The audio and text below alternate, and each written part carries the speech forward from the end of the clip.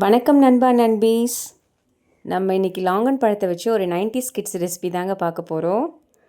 ஆமாம் friends, 90s kids ரெசிபின்னு சொன்னதும் உங்கள் எல்லாருக்கும் ஞாபகம் வந்திருக்கும். சிம்பிள் ரெசிபி தாங்க, வாங்க பார்க்கலாம். ஃபஸ்ட் இதோட பெனிஃபிட்ஸ்லாம் பார்க்கலாங்க.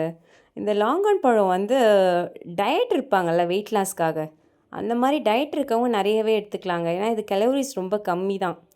என்னடா சாப்பிட்றதுன்னு பசியில் இருப்பாங்க அவங்க.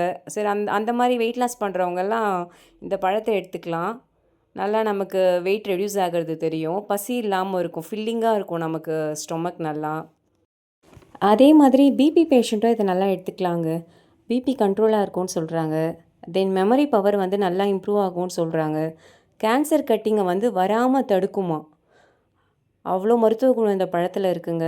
அனிமிக் பேஷண்ட் வந்து இதை ரெகுலராக எடுத்துகிட்டு வந்தாங்கன்னா ஹீமோக்ளோபின் லெவல் இன்க்ரீஸ் ஆகும்னு சொல்கிறாங்க.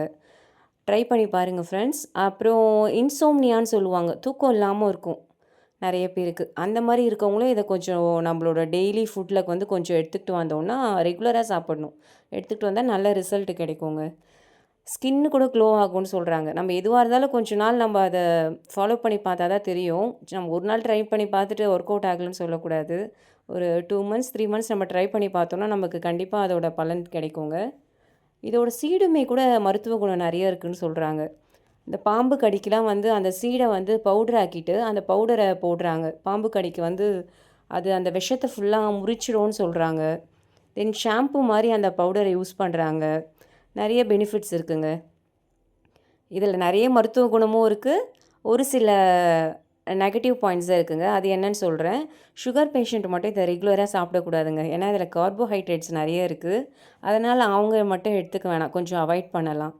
இது இல்லாமல் ஆல்ரெடி ஹீட் பாடியாக இருக்கும், அவங்களும் வந்து கொஞ்சம் இதை அவாய்ட் பண்ணிக்கலாம். ஏன்னா இது இன்னும் கிளப்பி விட்டுடும் சூடை. மற்றபடி இது நார்மலாக வந்து எல்லாருமே சாப்பிடக்கூடிய ஒரு பழம்தாங்க. உரிக்கவே கொஞ்சம் கஷ்டமாக தாங்க இருக்குது. பறித்து ஒரு நாள் தாங்க ஆகுது. ஹார்டாக இருக்குது பாருங்கள்.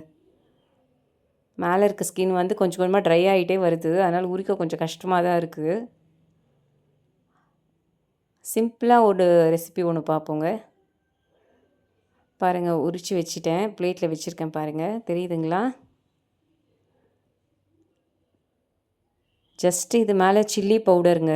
சில்லி பவுடர் லைட்டாக நம்ம தூவிட்டு கொஞ்சம் சால்ட்டு லைட்டாங்க கொஞ்சமாக போட்டோன்னா, இந்த 90s கிட்ஸில் நம்ம புளியம்பழம்லாம் சாப்பிடுவோம்லங்க, அந்த டேஸ்ட்டில் இருக்குங்க. வேறு லெவலில் இருக்குது. ட்ரை பண்ணி பாருங்கள். இந்த மாதிரி நார்மலாக நம்ம சாப்பிட்ருப்போம் லாங்கன், லிச்சிலாம்.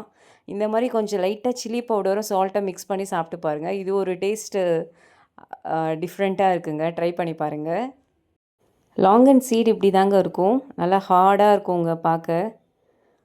இந்த சீடை வந்து நம்ம நல்லா காய வச்சுட்டு பவுடர் பண்ணி வச்சுக்கிட்டு இதையும் நம்ம யூஸ் பண்ணலாங்க. எல்லாமே நமக்கு பயன் தர மாதிரி தான் இருக்குது. ட்ரை பண்ணி பாருங்கள் ஃப்ரெண்ட்ஸ் நீங்களும். நெக்ஸ்ட் டைம் வாங்கினீங்கன்னா சீடையும் வேஸ்ட் பண்ணாதீங்க, ட்ரை பண்ணி பாருங்கள்.